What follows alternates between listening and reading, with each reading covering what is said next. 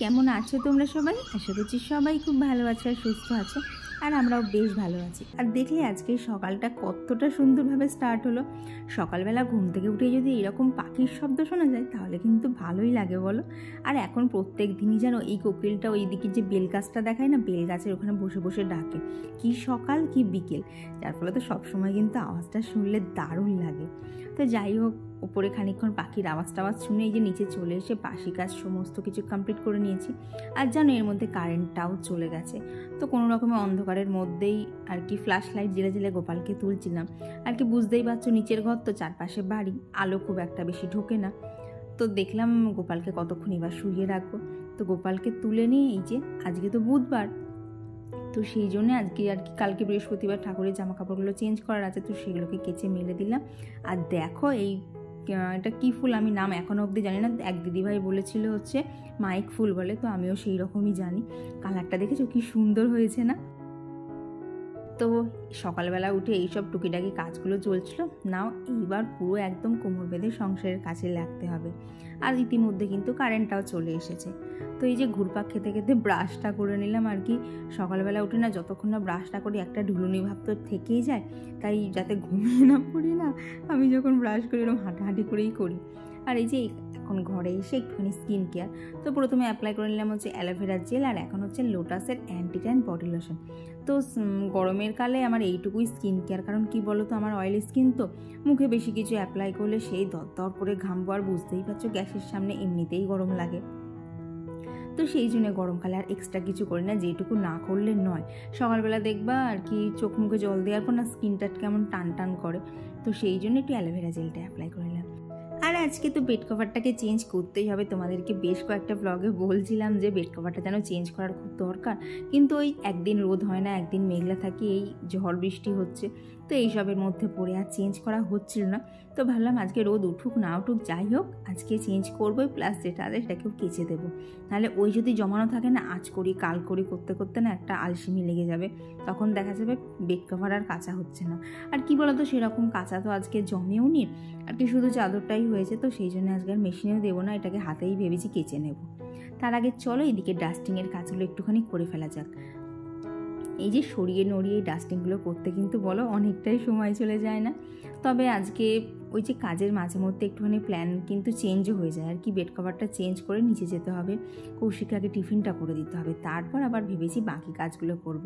মানে কি বলো তো, আমি যখন কাজ করি না মাথার মধ্যে কিন্তু আর একটা জিনিস চলে যে এরপরে কোনটা করব, আর মাঝে মধ্যে কিন্তু এইসব করতে গিয়ে প্ল্যানও একটু এদিক ওদিক হয়ে যায়।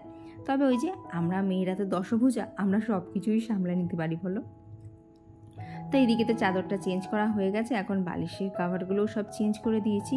চলো বেডটাকে একদম পারফেক্টলি গুছিয়ে আগে ঘরের জানলাগুলো খুলে ফেলা যাক। দেখেছো এখন কি সুন্দর রোদ উঠেছে, জানি না পরের দিকে রোদ কতটা থাকবে, তবে এত সুন্দর রোদ যতক্ষণ উঠেছে ঘরে একটুখানি রোদটা খেলিয়ে নেই। যতই গরম থাকুক ঘরের মধ্যে দেখবা সকালের প্রথম ওই ঠান্ডা ঠান্ডা একটুখানি হাওয়া আর গরম গরম একটুখানি রোদ আমার কিন্তু দারুণ লাগে, সে যতই গরমকাল পড়ুক। আর আমি এমনই জানো, গরমকালে আমার লোকে বলে গরমকালে আর কি গরম জলে স্নান করতে ভালো লাগে না, আর আমি যেন কোন জলে স্নান করি, ট্যাঙ্কের যে গরম জলটা থাকে সেই জলটাতে, কি জানি আমার কিছু মনে হয় না গো। মা তো বলে তোর মাথায় মনে হয় ছিটটিট আছে, ওই জন্যই গরমকালে গরম জলে স্নান করিস। তো ওইদিকে ওপরের কাজটা না অর্ধেকটা কমপ্লিট করে এখন আগে নিচে চলে এলাম, কারণ এখন আগে টিফিনটা ওদেরকে বানিয়ে দিতে হবে।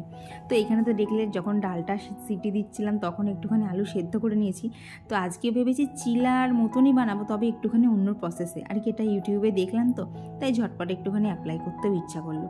তো এই রেসিপিটা বানানোর জন্য প্রথমেই নিয়ে নিলাম, তো দেখতেই পেলে একটা ছোটো সাইজের আলু, তার মধ্যে একটুখানি গ্রেট করা গাজর দিয়েছি, লঙ্কা কুচি দিয়েছি, হ্যাঁ তোমরা কিন্তু ধনেপাতা কুচি দিতে পারো, তবে জানো তো আমি বের করে রেখেছিলাম কিন্তু দেওয়ার সময় দিতে ভুলে গেছি।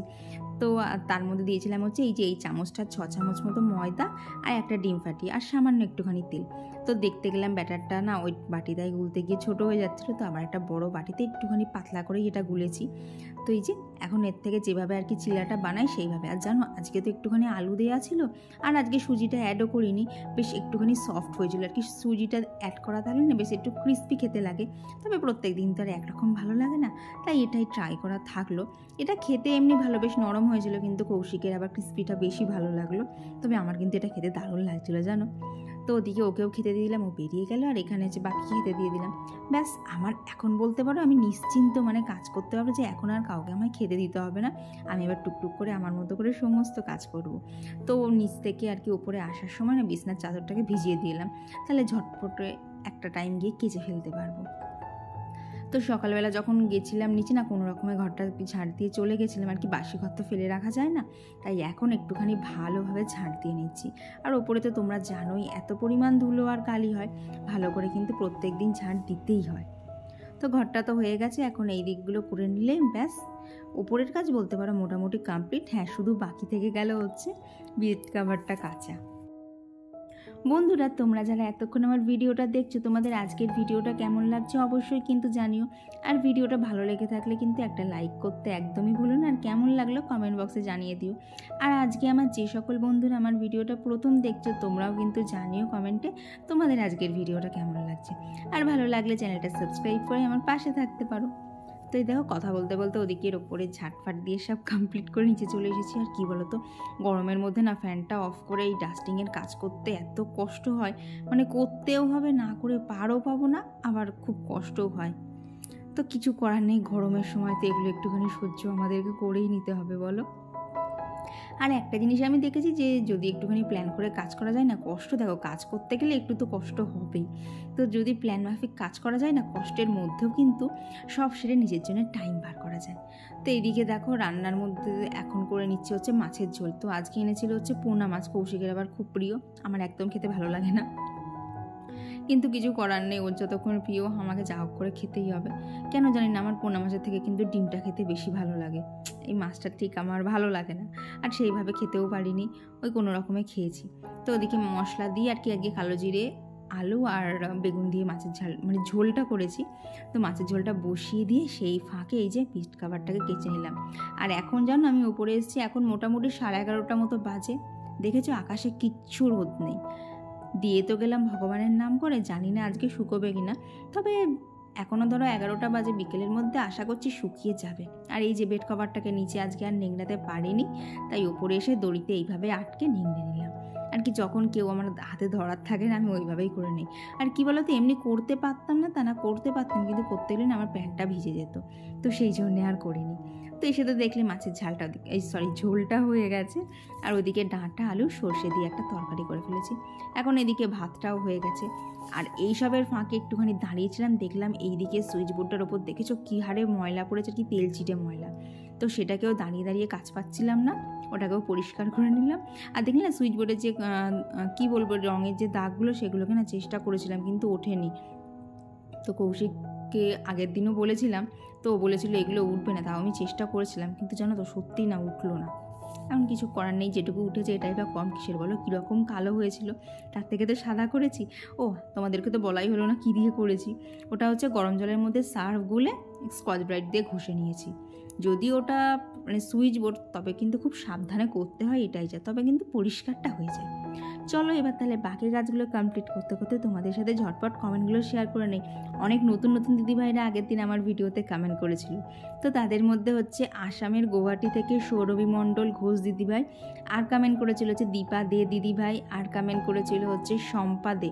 তো দিদিভাই লিখেছে যে আমি যাতে খুব ভালো ভালো ভিডিও দিই আর দিদি আমার পাশে আছে, থ্যাংক ইউ দিদিভাই। আর কমেন্ট করেছিল উমা ক্রিয়েশন বলে এক দিদিভাই, তো দিদিভাই আমার ভিডিও আলিপুরদুয়ার থেকে দেখছে, আর দিদিরও ঠিক আমার মতো একটা ছোট্ট গোপাল আছে।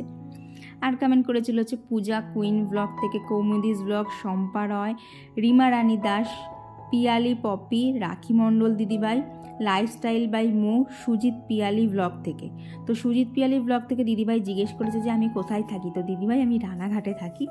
আর পিঙ্কি সাহা দিদিভাই কমেন্ট করে জানিয়েছে যে আমি যাতে ভালো ভালো ভিডিও দেই আর সেই ভিডিও দেখে তোমরা ভালো থাকতে পারো। তো অবশ্যই দিদিভাই প্রত্যেক দিন প্রতিটা সময় চেষ্টা করে দিচ্ছি যাতে তোমাদেরকে খুব ভালো ভালো ভিডিও উপহার দিতে পারি। আর কমেন্ট করেছিল হচ্ছে প্রীতি ঘোষ পূজা, তো দিদি লিখেছে যে আমার কতদিন বিয়ে হয়েছে, তো দিদিভাই আমার মাত্র 2 বছর কমপ্লিট হয়েছে গো বিয়ে। তো এইদিকে দেখো সমস্ত কাজও শেষ, খাওয়া দাওয়া আমার আর বাপির কমপ্লিট হয়ে গেছে। এখন মানে কেটে নিয়েছি হচ্ছে শসা, আর কি বিট লবণ দিয়ে শসাটা খেতে না খাওয়ার পরে আমার দারুণ লাগে গো। তো তারপর কিছু এডিটিংয়ের কাজ ছিল, আর তারপর বিকেলবেলা চলে এসেছি ছাদে। যেন ওই যে চাদরটা দিয়ে গেছিলাম এসে দেখি একদম শুকিয়ে গেছে, আর টুকটাক যা জামা কাপড়গুলো ছিল সেগুলোও শুকিয়ে গেছে। আর এখন এখানে ওই যে সকালে যে চাল ধোয়া জলটা তুলেছিলাম সেটাকে এই বালতির জলের সাথে মিশিয়ে সমস্ত গাছগুলোতে দিয়ে দেবো। তবে খানিকটা জল না বাঁচিয়ে রাখলাম, নিচে যে ইনডোর প্ল্যান্টসগুলো আছে ভেবেছি ওদেরকেও একটু দিয়ে দেবো, বলো ওদেরও তো একটু খাওয়া দাওয়ার দরকার আছে এই গরমের মধ্যে, ওরাও তো সতেজ থাকতে চায়। তো এখন এই যে গাছগুলোতে সব জল দিয়ে দিলাম। আর এদিকে দেখো কি হয়েছে, জবা গাছে এইসব কি সাদা সাদা পোকা হয়েছে, পুরো জবা গাছটা তো একদম মানে 80% দুটো গাছ নষ্ট হয়ে গেছে, এটা মনে হয় 3 নাম্বার। তো তোমাদের কাছে যদি কোনো সলিউশন থাকে অবশ্যই কিন্তু জানিও, দেন যেন একটা কুঁড়ি হতে দিচ্ছে না, প্রত্যেকটা কুঁড়ি খেয়ে নিচ্ছে, যথারীতি ফুল ফুটছে না। ছাদে এসে যে কটা কাজ ছিল সমস্ত কটাই কমপ্লিট হয়ে গেছে, আর এখন একটুখানি ছাদে ঘুরপাক খাবো। তো বিকেলের দিকে এক দিদিভাই কমেন্ট করেছিল হচ্ছে দীপর্ণার লাইফস্টাইল থেকে যে আমার শরীর ঠিক আছে কিনা। তো কী বলতো দিদিভাই, শরীর একদমই ঠিক আছে, আর কি খাটাখাটনি করলে যেটুকু আর কি টায়ার্ড থাকে সেরকমই আছে, বাট এইখানে কাঁধের এইখান থেকে কোনোই পর্যন্ত আর কি লম্বা করে কোনোই পর্যন্ত এত যন্ত্রণা, মানে দুপুরবেলা থাকতে পারছিলাম না, এত যন্ত্রণা করছিল, মাঝখান থেকে ঘুমিয়ে পড়েছিলাম।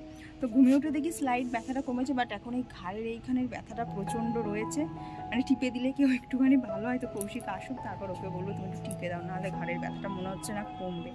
তো এখন এই একটুখানি ছাদে ঘুরপাক খাবো, তারপর নিচে যাবো, যা যা কাজ আছে সব কিছুই করবো। আর তোমরাও কিন্তু ঝটপট এখনও যদি না লিখে রাখো আজকের ভিডিওটা তোমাদের কেমন লাগছে, ঝটপট কিন্তু এখনই লিখে ফেলো।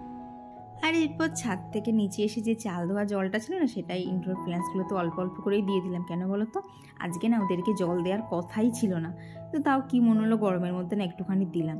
তো এরই মধ্যে আমার কিন্তু সন্ধ্যের জ্বালা কমপ্লিট হয়ে গেছে। এখন ওপরে এসে যে দুপুরের আর বিকেলের যে জামা কাপড়গুলো ছিল সেগুলোকে একটুখানি গুছিয়ে নিলাম। আর বললাম না দুপুরবেলা একটুখানি শুয়েছিলাম, তো সেই জন্য ভাবলাম বিছানাটা একটুখানি না ঝেড়েই রাখি। তো এরপর কৌশিক বাড়ি আসলে এই যে ওর জন্য এখন মেখে দিচ্ছি, ওর জন্য না কি দুজনেই খাবো, একদম সব কিছু দিয়ে স্পেশাল করে মশলা। এই যে পর্দা করা রেডি হয়ে গেছে, চলো তবে আজকের ভিডিওটা এখানেই রাখছি। ভিডিওটা ভালো লেগে থাকলে অবশ্যই একটা লাইক করে দিও, আর কে কোথা থেকে আজকের ভিডিওটা এতক্ষণ দেখলে কমেন্ট বক্সে জানাতে কিন্তু একদমই ভুলো না। চলো আজকের জন্য গুড নাইট, টাটা, দেখা হচ্ছে খুব তাড়াতাড়ি আবার পরবর্তী ব্লগে।